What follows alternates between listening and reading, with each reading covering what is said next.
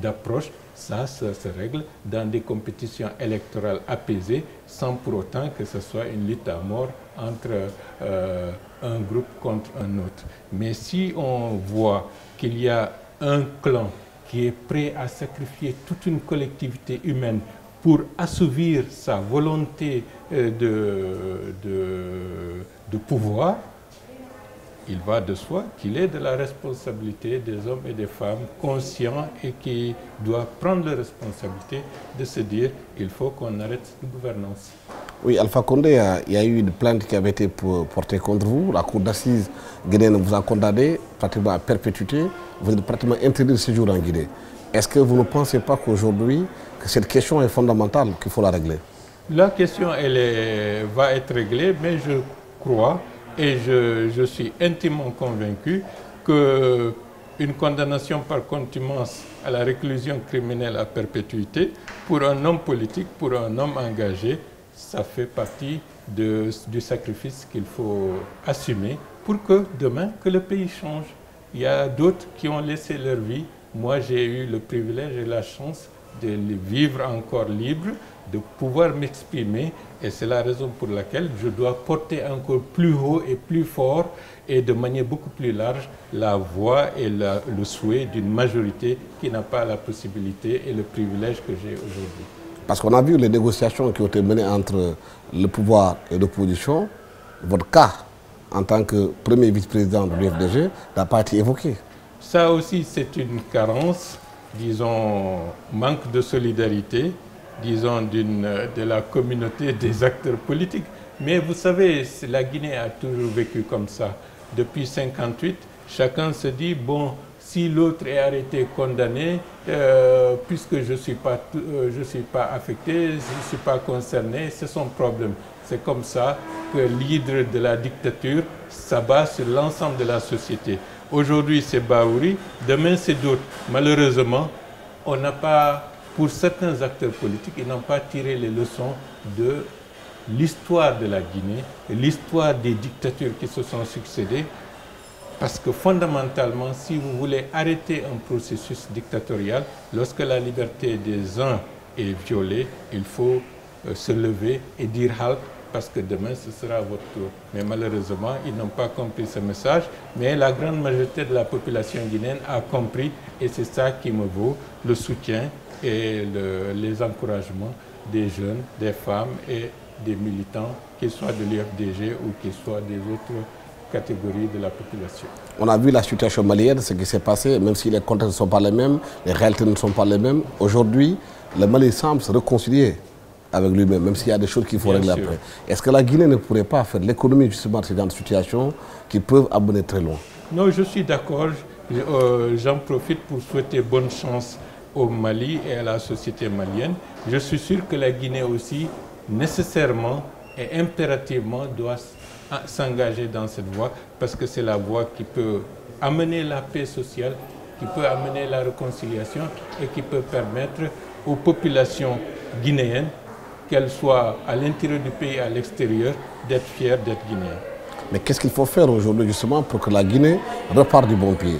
Parce que c'est un pays qui a beaucoup d'espérance, mais souvent déçu. Quand on vient en Guinée, comme on le disait tantôt, la pauvreté est extraordinaire. Quand vous allez dans des quartiers comme Bambeto, des quartiers comme Hamdallah, les jeunes ont besoin de vivre, s'en sortir. Il n'y a pas d'électricité. Le pouvoir dit aussi qu'ils ont fait des efforts pour faire changer les choses, qu'ils ont construit des routes. Aujourd'hui, que l'électricité, ils se battent pour qu'ils reviennent avec des accords avec des entreprises Grégo. Est-ce que ce n'est pas aussi des choses à encourager? Bien entendu, mais vous savez, d'abord, la caractéristique principale du gouvernement en place ou des acteurs qui dirigent la Guinée aujourd'hui, ils sont marqués par une volonté, disons, de prédation, de détournement des deniers publics. En l'espace d'une année, près de 300 millions de dollars ont été injectés pour améliorer la desserte de la capitale, simplement de la capitale, en électricité. Mais aujourd'hui, le résultat est pitoyable. Le résultat, c'est toujours des coupures, et c'est la raison qui explique que les populations, notamment les jeunes, descendent dans la rue et vont encore descendre dans la rue dans les prochaines semaines pour exiger qu'il y ait une meilleure gouvernance du secteur de l'électricité ou de manière beaucoup plus générale pour contester la gouvernance actuelle parce qu'ils ont vu qu'il n'y a pas une volonté d'aller de l'avant. Ces jeunes se battent dans ce sens. Maintenant, pour qu'on puisse aller de l'avant, il faut qu'il y ait une volonté politique, il faut qu'il y ait à la tête du pays un leadership qui souhaite aller dans le sens des intérêts fondamentaux des populations guinéennes. Si on s'inscrit dans cette logique, il va de soi qu'on trouvera les voies et moyens de régler des problèmes cruciaux et qui permettront au fil du temps d'enclencher un processus de normalisation de la Guinée comme les autres pays. Mais souvent, quand on entend le président Alpha Condé parler, il dit qu'il a hérité d'un pays, mais qu'il n'a pas hérité d'un État. Que chaque pratiquement Guinéen travaille pour ses propres intérêts. Il a une responsabilité parce qu'il se dit qu'il depuis 50 ans qu'il est dans l'opposition. Lorsque vous êtes dans l'opposition depuis plus de 50 ans, ce n'est pas simplement le jour où vous êtes au pouvoir que vous devez montrer que vous avez réfléchi, que vous avez les outils pour permettre de redresser la situation économique du pays. Malheureusement, il a accentué les dysfonctionnements de l'économie et de la société guinéenne. Il a accentué les clivages sociaux et ethniques et de ce point de vue, c'est sa responsabilité. Donc, il ne peut pas imputer cela sur un héritage.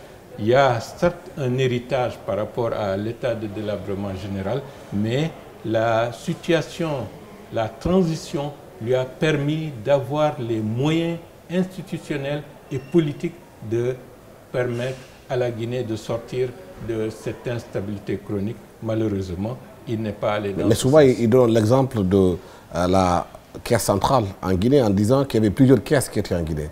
Quand il est venu, il a travaillé pour ce qu'on appelle l'unicité des caisses pour éviter aussi la dilapidation de l'argent. Non, j'aime bien ce terme, l'unicité de la caisse.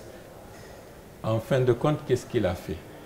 L'unicité de la caisse, c'était centraliser l'ensemble des caisses qui étaient des caisses qui étaient pillées, hein? Qui étaient pillées en une seule caisse dont il est le seul titulaire, c'est lui qui décide, c'est lui qui distribue. Et en fin de compte, est-ce qu'il y a eu une volonté de bonne gouvernance?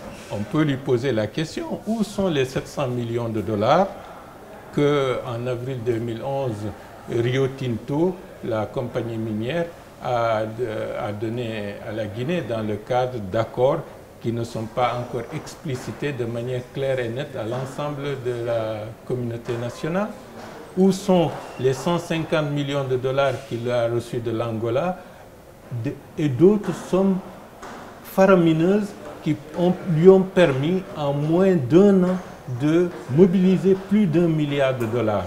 Et après, qu'aujourd'hui, que la situation guinéenne soit pitoyable, que le choléra décime les populations de la Basse-Côte, n'est pas compréhensible. Donc, l'unicité de la caisse, cela veut dire c'est lui seul qui détient les clés pour distribuer à qui de droit, disons, les ressources publiques. Mais pourquoi donc les bailleurs de fonds continuent à faire confiance à la Guinée? On a vu des entreprises s'installer, des investissements. Mais vous savez, aujourd'hui, lorsqu'il s'est installé au pouvoir, il y a eu une euphorie au niveau de certaines entreprises privées et même au niveau de certaines compagnies minières. Mais aujourd'hui, lorsqu'on fait le bilan, la plupart des entreprises qui s'étaient ruées vers la Guinée en fin 2010-2011 ont plié bagage. Rio Tinto pratiquement fait semblant de s'intéresser au Simandou sans pour autant donner vraiment les moyens d'aller en avant. Et d'autres compagnies minières, BHP Billiton a quitté la Guinée. La ville de Fria, qui était, disons, la fierté de la Guinée parce que c'est la première usine d'alumine en Afrique depuis 1960 avec Péchiné. Cette usine, pratiquement, elle est morte. La ville est en train de disparaître. C'est l'hécatombe et Russal, pratiquement, abandonne la mine et l'usine. Les autorités guinéennes qui ont la responsabilité de veiller aux intérêts fondamentaux des populations guinéennes sont complètement inactives et c'est une vraie hémorragie. Mais pourtant, le FMI et la Banque mondiale s'intéressent beaucoup à la Guinée. Les derniers chiffres du FMI disent que le taux d'inflation en Guinée a baissé et qu'il y a quand même un taux de croissance qui a commencé à s'installer dans le pays. À un moment donné, il y a eu, en 2011, une normalisation de la gestion financière des finances publiques par rapport à la gestion financière de la transition qui, de ce point de vue, a été calamiteuse. Ça a permis d'avoir des résultats, mais qui ne sont pas des résultats en termes réels économiques, mais qui ne sont que des résultats parce qu'il y a eu plus de normalisation par rapport à une gestion antérieure qui était complètement scandaleuse. Ça, c'est le premier élément. Et dans cette foulée, il y a eu l'atteinte du point d'achèvement, mais depuis lors, depuis l'année dernière, la spirale inflationniste a repris du terrain. La situation économique est devenue complètement bloquée et il n'y a pas d'activité réelle. Lorsque M. Alpha Condé disait qu'avec l'atteinte du point d'achèvement, que les Guinéens allaient avoir des boubous et allaient danser pour vous donner un stéréotype de ce qu'on dit à la population, aujourd'hui, les recettes intérieures ont baissé parce que les prévisions n'ont pas été atteintes, parce que la situation politique globale, la situation économique, les perspectives dans le domaine des mines, tout cela s'est retrouvé comme des châteaux de cartes et les prévisions du Fonds monétaire et de la Banque mondiale, de ce point de vue, pour 2014 sont très pessimistes. Et la situation ne fait que s'empirer, d'où la colère qui monte au niveau de la population pour exiger une nouvelle forme de gouvernance du pays. Mais pourquoi donc le FMI continue à donner de bons points au pouvoir en place? Vous savez, le FMI et la Banque mondiale sont fatigués de répéter toujours le même discours. Et M. Alpha Condé a une capacité.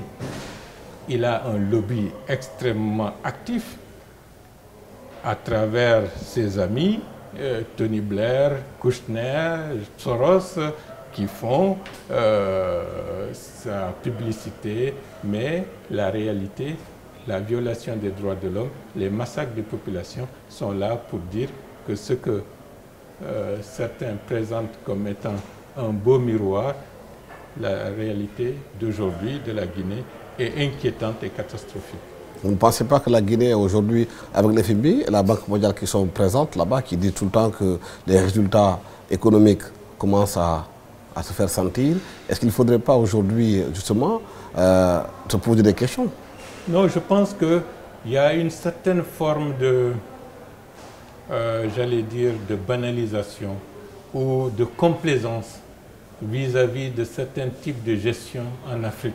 Vous pensez que la Banque mondiale et les FMI sont complaisants? Je pense qu'il faut qu'ils soient plus rigoureux, plus stricts, et que lorsqu'il y a une bonne gouvernance, il faudra le reconnaître. Lorsqu'il y a une mauvaise gouvernance, il ne faut pas faire plaisir au gouvernement en place, parce qu'à terme, ce sont les intérêts fondamentaux des populations qui sont sacrifiés. Une gestion vertueuse, elle est fondamentale. Comment peut-on comprendre, avec $1 milliard entre 2011 et 2012, que la situation économique et sociale de la Guinée soit chaotique, indépendamment de l'atteinte du point d'achèvement? Aucune croissance pour générer de nouvelles recettes, pour atteindre le niveau nécessaire pour aller dans le sens de la réduction de la pauvreté.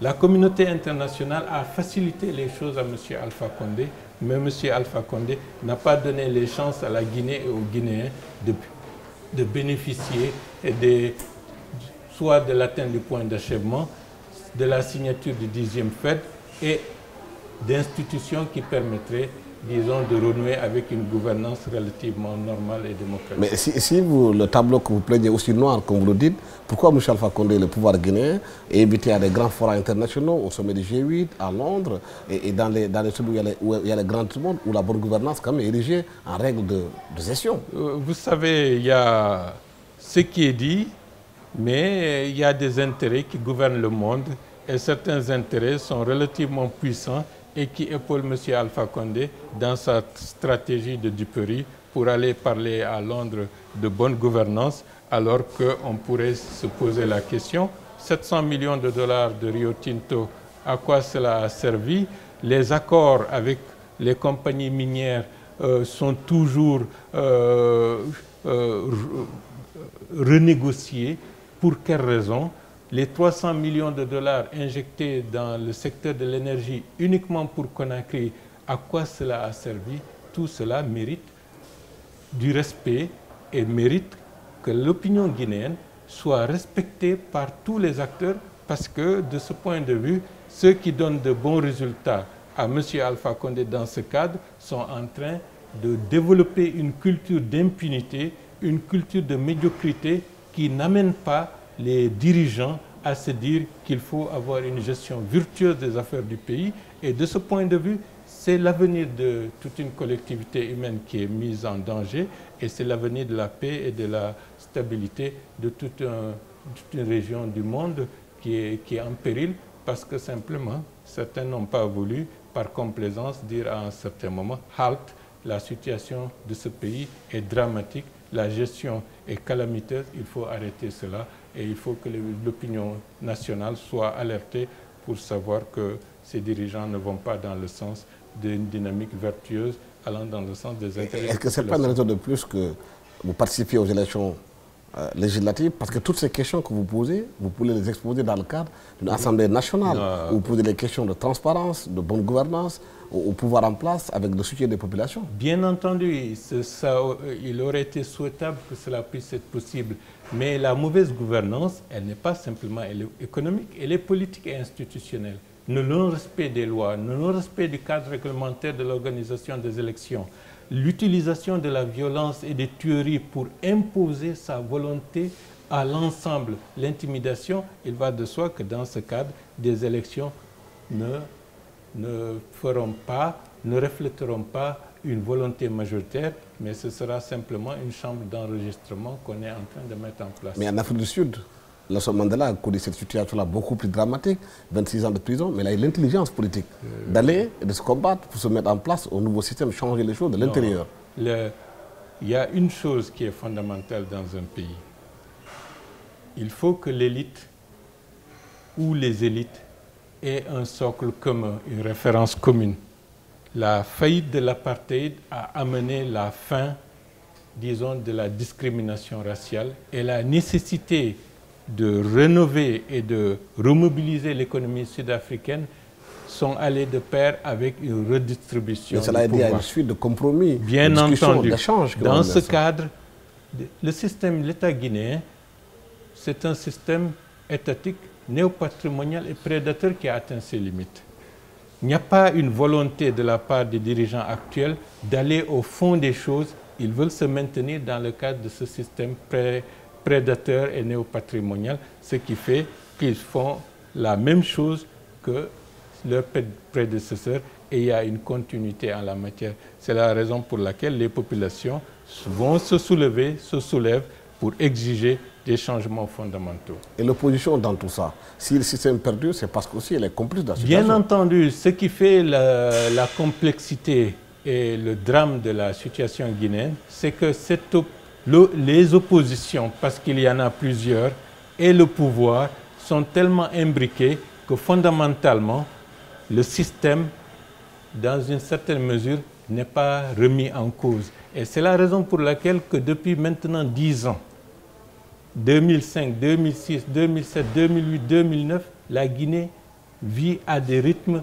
de bouleversements sociaux majeurs parce que la gouvernance n'a pas fondamentalement changé pour remettre en cause les piliers du système prédateur qui est en place. Et c'est la raison pour laquelle il faut une nouvelle politique, une nouvelle approche, une nouvelle méthodologie qui prend en compte une volonté de changement des populations dans le sens d'une gouvernance démocratique, tant sur le plan économique que sur le plan politique. Et vous incarnez cette nouvelle voie? Je pense que dans une certaine mesure, à ma modeste mesure, j'incarne cette dynamique, cette volonté de rénover en profondeur la société guinéenne et de changer le système politique qui permettra à la Guinée de se normaliser, comme on le voit par exemple au Sénégal. Et cela consacre donc votre rupture avec votre parti d'origine, l'UFDG? Non, je n'ai pas de rupture avec l'UFDG. Je suis le fondateur de l'UFDG, je suis le numéro 2 de ce parti. Avec le président actuel du parti, nous avons des approches divergentes par rapport à la gestion politique actuelle, mais je suis et je demeure dans l'UFDG et de ce point de vue, j'ai le soutien d'une majorité des militants et des responsables de l'UFDG, tant ceux qui sont à l'intérieur du pays que ceux qui sont à l'extérieur. Loin de la Guinée, vous pouvez changer les choses aujourd'hui? Non, je pense que malgré l'exil que me fait subir, Bahouri existe et une conscience qui est écoutée, entendue en Guinée. Mais ce combat, vous devez le mener à l'intérieur de la Guinée, pas dehors. Non, vous savez, il y a des contraintes objectives qui me poussent à être en exil. C'est pas moi qui ai choisi d'être en exil. Je suis obligé d'être en exil dans le cadre d'une condamnation par contumace à la réclusion criminelle à perpétuité par un tribunal dont ils n'ont pas donné la matérialité des preuves susceptibles, disons, d'aller dans le sens de cette condamnation. Donc, ça n'a pas commencé par moi. Des Nelson Mandela ont fait la prison, ils ont été traités de rebelles, ils ont fait 26 années de prison et après ils ont fait ce qu'ils ont à faire. Et dans d'autres pays, des hommes et des femmes, en dehors de leur pays, ont contribué à donner de la voix à la volonté de changement qui est en train de bouillir et qui est en train d'émerger dans la société guinéenne d'aujourd'hui. Aujourd'hui, vous êtes au Sénégal, il y a de très fortes communautés guinéennes qui s'est installée, qui vivent ici. Certains même sont des Sénégalais à part entière. Qu'est-ce que le Sénégal peut faire pour jouer dans l'apaisement et dans le dialogue politique en Guinée? Je sais que le président Macky Sall s'est impliqué pour aller dans le sens, disons, de l'apaisement entre M. Alpha Condé et ses oppositions. Malheureusement, pour le moment, c'est comme ça qu'il faut le dire pour être relativement prudent, ça n'a pas donné des résultats encore. Mais ce que je dois dire, l'avenir de la Guinée et l'avenir d'un pays comme le Sénégal, ce sont deux pays dont les destins sont intimement liés. Il y a une forte communauté guinéenne au Sénégal et nos destins, les destins des deux pays et même de la sous-région doivent aller ensemble. On ne peut lutter contre la pauvreté dans le cadre sous-régional de manière efficace que lorsqu'il y aura une mutualisation des efforts, une coopération pour l'exploitation des richesses dans l'intérêt des populations de l'ensemble de la sous-région. C'est dans cette approche globale et avec rigueur, avec, j'allais dire, avec force, que nos sociétés, les générations les plus jeunes pourront espérer un avenir meilleur. On ne peut pas comprendre qu'un continent comme celui de l'Europe, dans le cadre d'une mondialisation de l'économie, une compétition à l'échelle internationale, ils se donnent la main pour être plus forts et que dans le cadre de notre petite sous-région, on ne va pas dans ce sens, parce que si on ne va pas dans ce sens, les mirages que nous pourrons professer ne resteront que des mirages et nos jeunes ne pourront pas espérer que demain les choses vont changer. La situation malienne, grâce à Dieu et grâce à l'intervention française, a bougé dans le bon sens, mais il y a des contraintes, il y a des problèmes qui existent. C'est la question de la pauvreté, c'est la question du sous-emploi des jeunes. Il faut leur donner des perspectives et de ce point de vue, c'est de manière solidaire, de manière d'ensemble que nous pouvons aborder ces questions en toute responsabilité. Et c'est la raison pour laquelle il est important qu'il y ait des leaderships qui émergent dans la plupart de ces régions qui vont dans le même sens et qui comprennent que c'est dans l'intérêt de tous et non pas dans l'intérêt d'un clan qui veut s'accrocher au pouvoir de manière despotique. Aujourd'hui, quel est votre espoir pour la Guinée? Mon espoir, moi, je pense que j'ai confiance en l'avenir. La situation guinéenne n'est pas irrémédiablement perdue. C'est la raison pour laquelle je me bats et j'encourage les hommes et les femmes, qu'ils soient guinéens ou des amis de la Guinée, à s'impliquer encore davantage parce que la question de la paix, la question du développement de cette partie du monde est